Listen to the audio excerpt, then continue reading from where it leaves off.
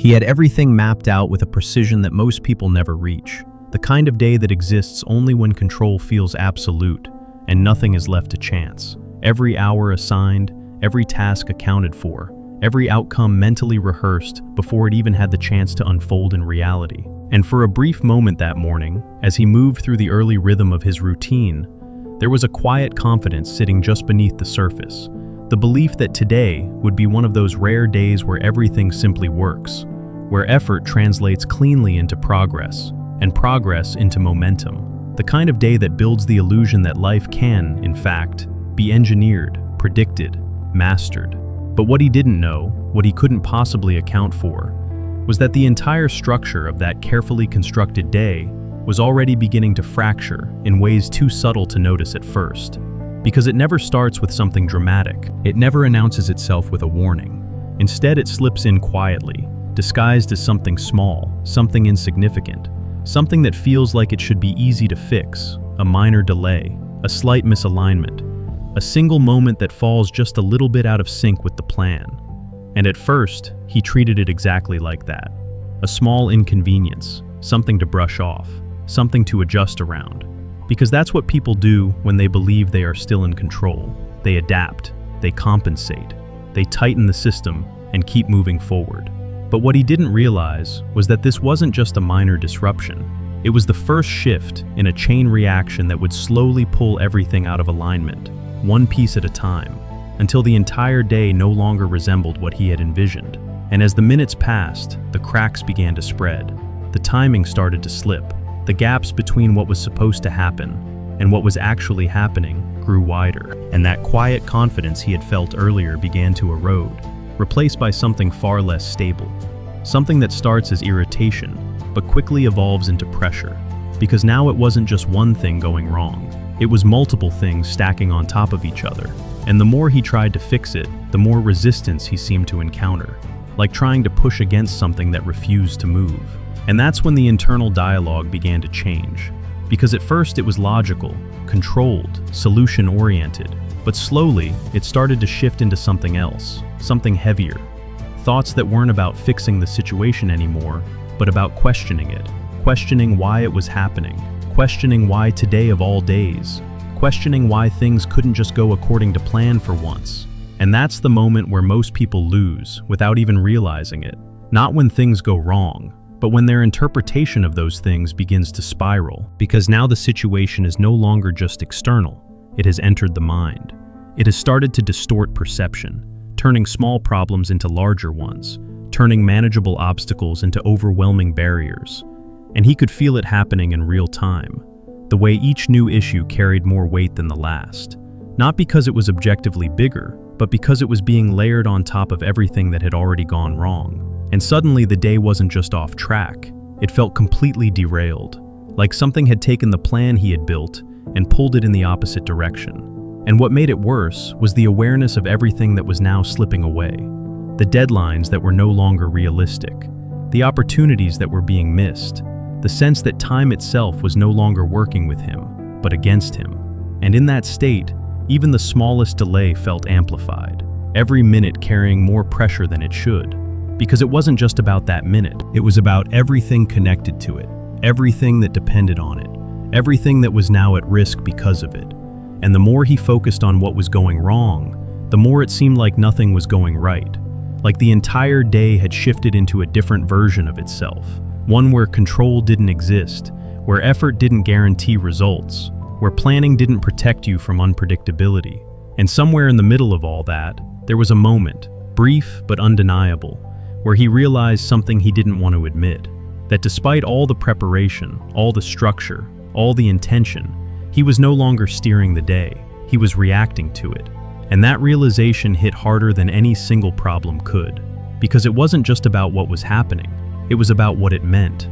It meant that control had limits, that certainty was fragile, that no matter how much you plan, there are forces you cannot anticipate, variables you cannot eliminate, outcomes you cannot guarantee. And for someone who had built their entire approach around minimizing chaos, around staying ahead, around keeping things within reach, this felt like a complete breakdown of that system, like the rules had changed without warning, and he was now playing a game he didn't fully understand.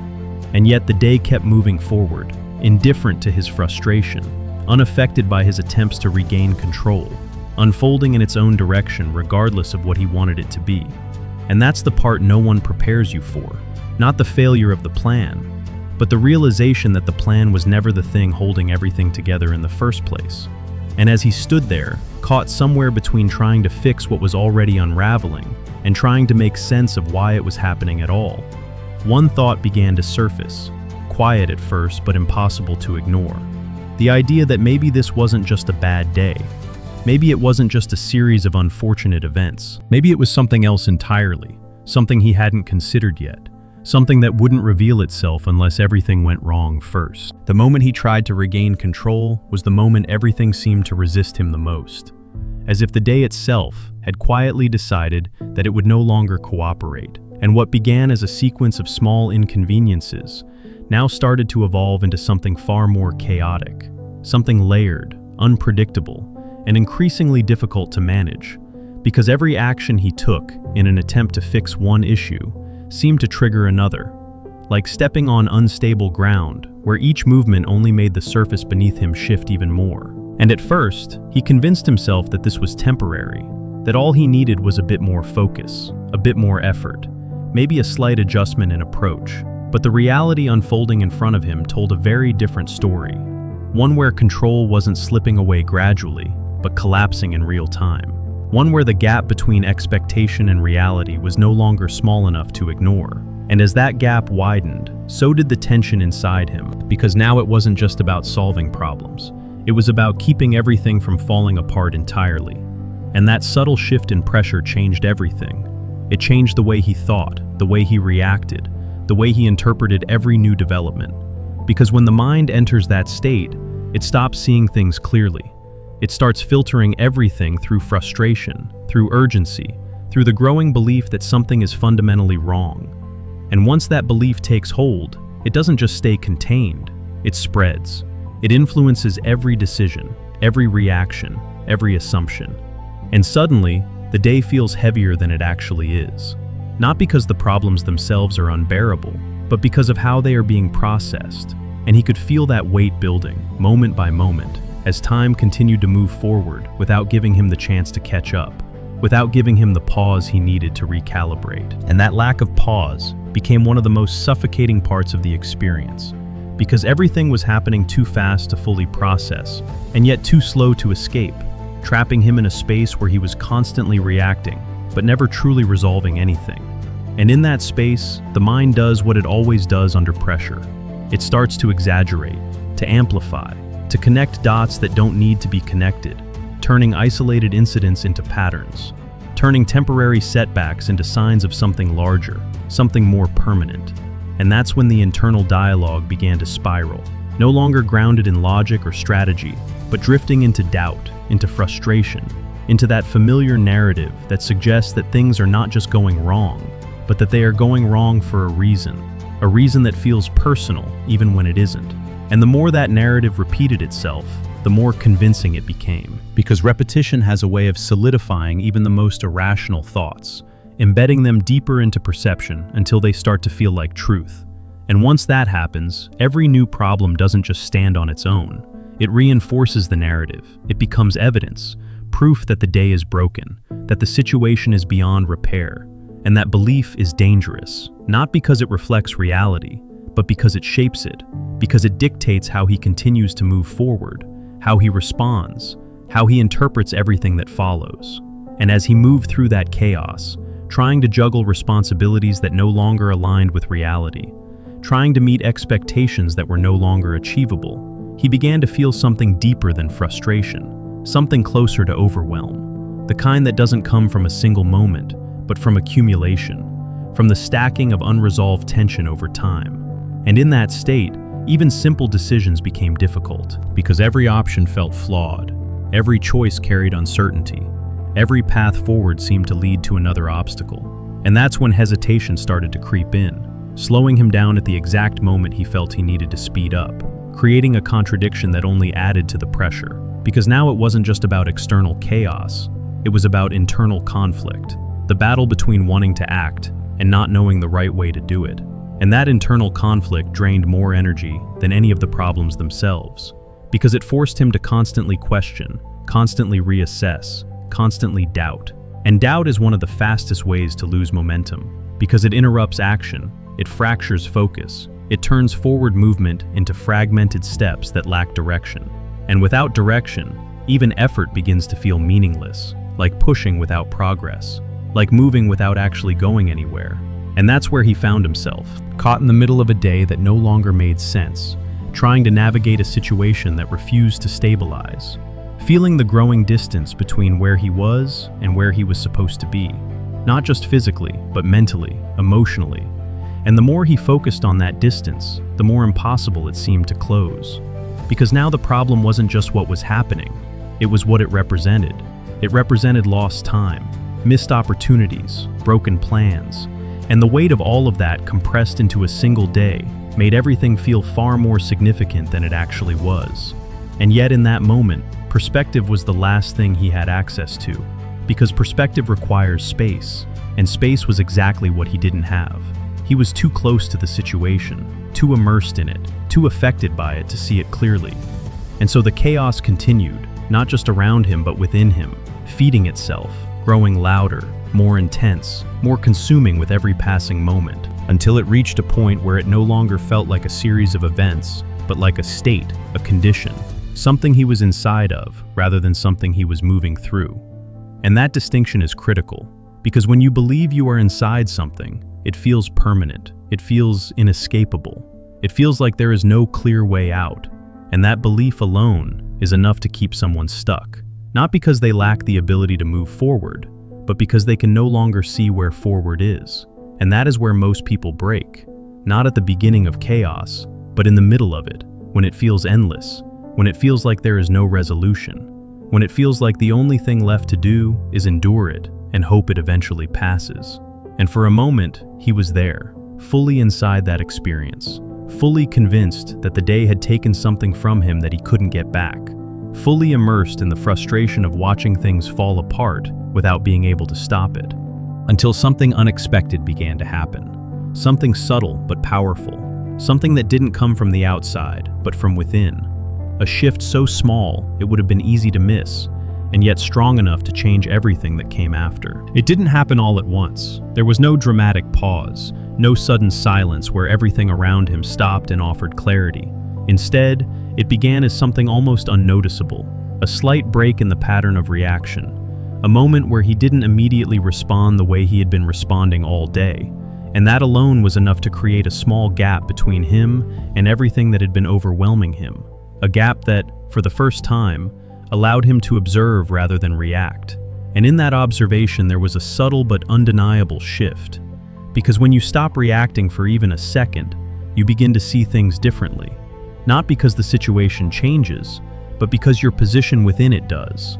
And as he stood there, still surrounded by the same unresolved problems, the same delays, the same uncertainty, he realized something that had been completely invisible to him just moments before, that the intensity of what he was feeling was not coming solely from what was happening, but from how tightly he was holding on to what he expected to happen. And that realization didn't erase the chaos, it didn't fix the day, but it changed the way he related to it, because now there was distance, not physical distance, but mental distance, the kind that allows you to see the difference between the event and your interpretation of it. And once that distinction becomes clear, everything starts to loosen, not disappear, but loosen, like tension being released just enough to breathe again. And in that space, he began to question something he hadn't questioned all day. Not the situation itself, but his response to it. Why every delay felt like a personal attack. Why every disruption felt like a failure. Why he had immediately labeled the day as ruined rather than simply different. And as those questions surfaced, they carried with them a quiet but powerful truth, that nothing about the day had inherently decided its meaning. That meaning had been assigned, constructed in real time by his thoughts, reinforced by his reactions, and amplified by his focus. And if that was true, if the meaning was not fixed but created, then it also meant something else, something far more important, that it could be changed. Not the events, not the timeline, not the external reality, but but the lens through which all of it was being experienced. And that idea alone was enough to disrupt the entire narrative he had been trapped in. Because for the first time, he saw that he had options, not in what was happening, but in how he chose to see it. And that choice, though subtle, carried more power than anything he had tried to control up until that point. Because control over perception is not limited by circumstance. It exists regardless of what is happening externally.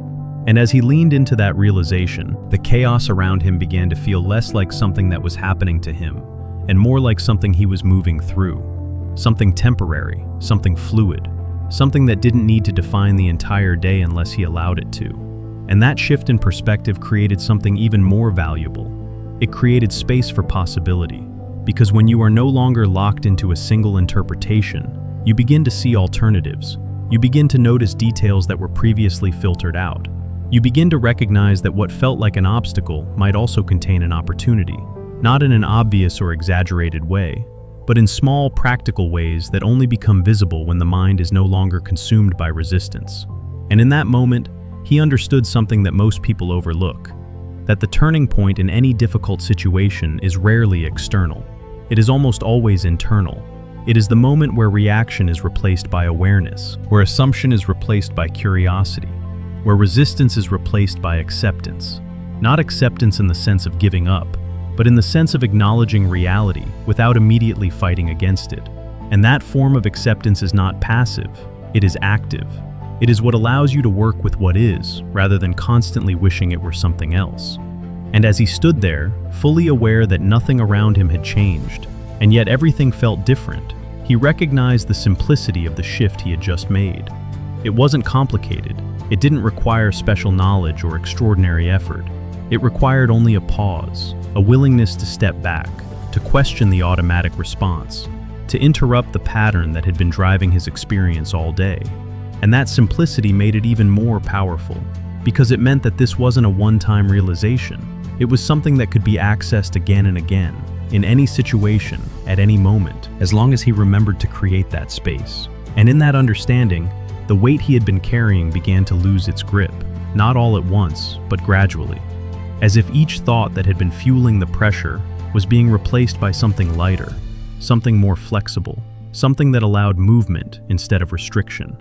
And with that movement came a new kind of clarity, not about how to fix everything, but about how to move forward despite not having everything fixed.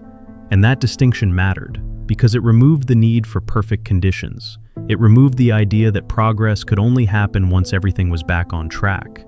And instead, it introduced a different approach, one where action could exist alongside uncertainty, where momentum didn't depend on control, where forward movement was still possible, even in the middle of disruption. And as that clarity settled in, one final realization emerged, one that would redefine not just this day, but how he approached every day after it. That the real power was never in controlling what happens, it was in choosing how to engage with what happens. And that choice, though often overlooked, is always available, even in the most chaotic moments, especially in the most chaotic moments. And once you see it, once you experience it, it becomes impossible to ignore, because it changes the entire game. It turns what once felt like a breakdown into something else entirely, something that, if approached differently, might not be a breakdown at all, but the beginning of something he hadn't yet considered. What followed was not a sudden transformation, where everything became easy or perfectly aligned. It wasn't a moment where the chaos disappeared, or the day magically corrected itself, because that's not how real change works. Instead, it was something far more subtle and far more powerful. It was a shift in behavior, a shift in how he chose to move through the exact same circumstances that had moments before felt overwhelming. And the first thing he noticed was that the urgency began to fade. Not because there was less to do, but because the pressure he had been attaching to everything was no longer driving him in the same way. And without that pressure clouding his thinking, his actions became more deliberate, more intentional, no longer reactive, but responsive. And that distinction changed everything. Because when you are reacting, you are at the mercy of what is happening. But when you are responding, you create space between stimulus and action.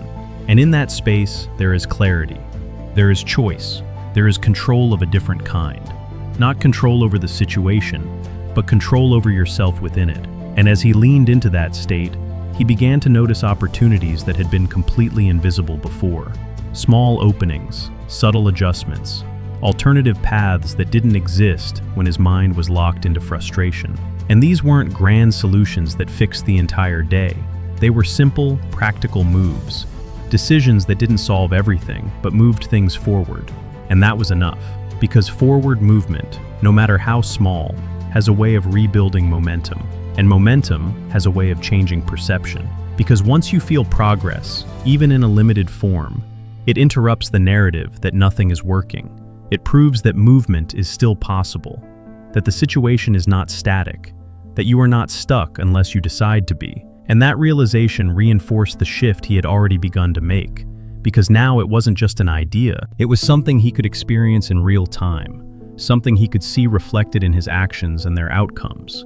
And as that feedback loop developed, his confidence began to return. Not the fragile confidence that depends on everything going according to plan, but a more stable form, one rooted in adaptability, in the understanding that even when things don't go as expected, he still has the ability to navigate them effectively. And that kind of confidence doesn't eliminate challenges, but it changes how those challenges are approached. It removes the fear of disruption, because disruption is no longer seen as the end of progress, but as part of it. And with that perspective, the day itself started to feel different. Not easier, but more open, less restrictive, less defined by what had gone wrong, and more shaped by what he chose to do next. And that shift extended beyond just his actions. It influenced the way he interpreted everything around him. Moments that would have previously been labeled as setbacks were now seen as neutral, simply part of the process. Events that required adjustment rather than resistance. And that neutrality created a kind of freedom. Because when you stop labeling everything as good or bad, success or failure, you remove the emotional extremes that tend to distort judgment. You create a more stable foundation from which to operate. And from that foundation, better decisions naturally follow. Not because you are trying harder, but because you are thinking more clearly. And clarity is one of the most underrated advantages in any situation, because it allows you to see what is actually there, rather than what you fear might be there. And as he continued to move through the day with this new approach, something even more interesting began to happen. The very circumstances that had seemed like obstacles started to contribute in unexpected ways. Not because they had changed, but because his interaction with them had changed. Delays created time he hadn't planned for, but could now use differently. Disruptions forced him to reconsider priorities and focus on what actually mattered. Deviations from the original plan opened up paths that he might not have explored otherwise. And in that sense, the day was no longer working against him. It was working with him, not in a perfect or predictable way, but in a way that was dynamic, adaptable, responsive to his choices. And that realization marked a deeper level of understanding, because it revealed that the environment itself is not fixed in how it affects you. It is influenced by how you engage with it, by the lens you apply, by the actions you take within it. And once you understand that, you stop trying to force everything into a predetermined structure. You stop expecting the world to align perfectly with your plans, and instead, you start to operate within it more fluidly, more strategically, more effectively, because you are no longer limited by the need for things to go a certain way. You are able to work with whatever way they go, and that adaptability is what separates those who move forward from those who remain stuck.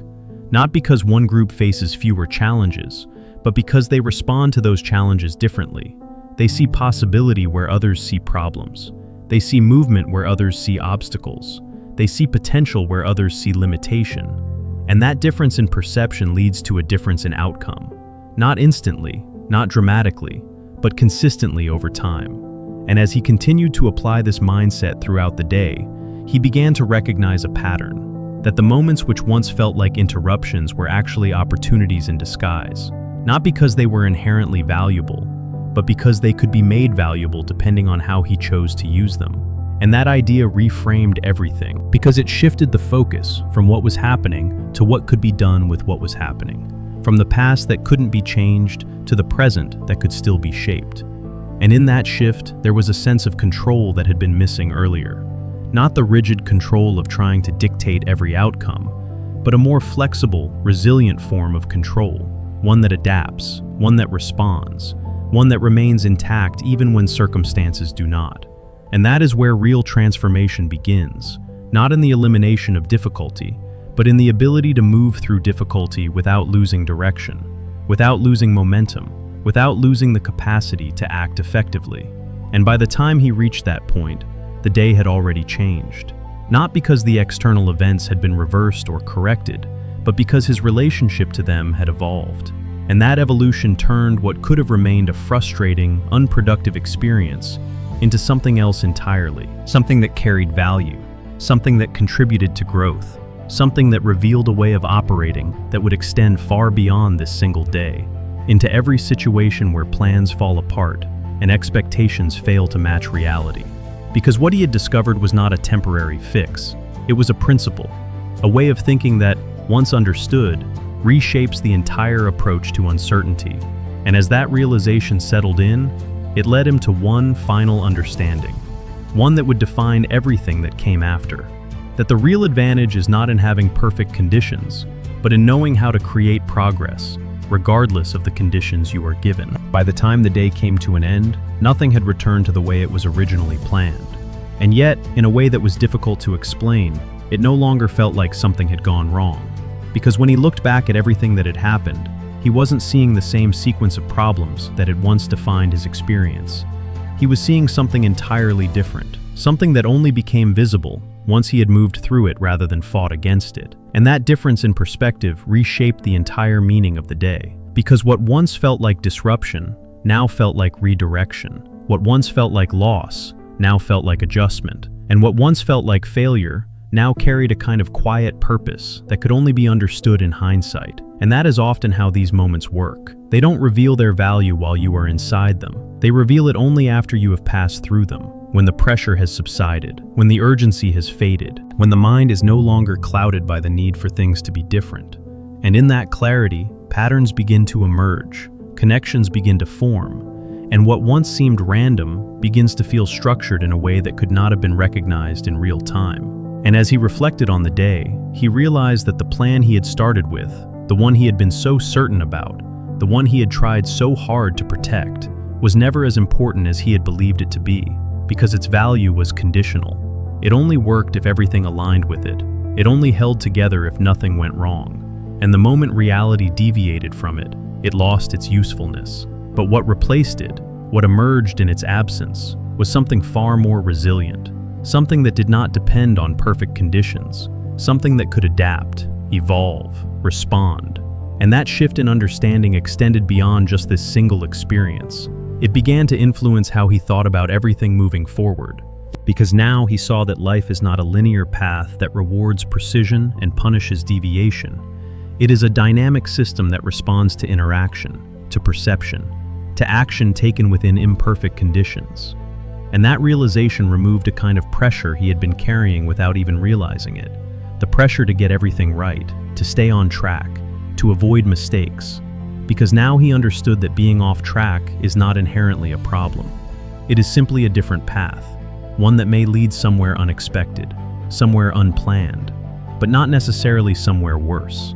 And that idea challenged one of the most deeply ingrained assumptions he had operated under, the assumption that success requires control, that progress requires predictability, that the best outcomes come from the most carefully constructed plans. Because what this day had shown him was something entirely different. That some of the most meaningful shifts do not come from executing a plan perfectly, but from responding effectively when the plan fails. And that distinction is subtle but critical, because it changes where you place your focus. It moves it away from trying to eliminate uncertainty and towards learning how to navigate it. And navigation is a skill, one that improves with experience, one that becomes stronger each time you move through a situation that does not go as expected and still find a way forward. And as he internalized that, he began to see how this applied, not just to this day, but to every area of his life, to every goal, every project, every moment where things could either align or fall apart. Because in all of those situations, the same principle held true, that the outcome is not determined solely by what happens, but by how you respond to what happens. And that response is always within your control, even when everything else is not. And that understanding carries a kind of freedom, because it means that you are never completely at the mercy of your circumstances. There is always a point of influence, always a way to engage differently, always a decision that can shift the direction, even if only slightly. And those slight shifts, when compounded over time, create entirely different trajectories, entirely different outcomes. Not because the world changed, but because the way you moved through it did. And that is where the real power lies. Not in avoiding disruption, but in using it. Not in maintaining perfect conditions, but in creating progress within imperfect ones. And as he reached the end of that day, what stood out most was not the frustration he had felt, or the plans that had fallen apart. It was the realization that none of it had been wasted, that every moment, even the ones that seemed pointless or inconvenient at the time, had contributed to a deeper understanding, a more flexible mindset, a stronger ability to adapt. And those are the things that carry forward. Those are the things that remain useful long after the details of the day are forgotten. And in that sense, the day had not taken anything from him. It had given him something that could not have been gained if everything had gone according to plan, something that required things to go wrong in order to be revealed. And that is the part most people miss, because they are too focused on fixing the moment to learn from it, too focused on restoring the plan to see what exists beyond it. And yet, it is often in those moments, the ones that feel misaligned, the ones that feel inconvenient, the ones that feel like setbacks, that the most important shifts occur. The ones that redefine how you approach everything that comes after. And as that realization settled in, it became clear that the value of the day was never in how closely it matched the original plan, but in how much it expanded his ability to move forward, regardless of whether things go as expected or not. And that is what ultimately changed. Not the events themselves, but the way he would meet them in the future, with less resistance, less attachment, more awareness, more adaptability, and a deeper understanding that sometimes the most accurate path is the one that only becomes visible after everything else falls apart. And when you learn to recognize that, when you learn to trust that process, the fear of things going wrong begins to fade, because you start to see that wrong is not always wrong, that deviation is not always failure, that the unexpected is not always something to avoid, but often something to follow. And in that shift, the entire experience of moving through life changes, from something that needs to be controlled to something that can be explored, from something that must be perfect to something that can be shaped, one decision at a time. Even when the direction is unclear, even when the outcome is uncertain, even when the plan no longer exists, because in the absence of the plan, something else emerges, something quieter but far more powerful. The ability to see, to choose, and to move forward anyway.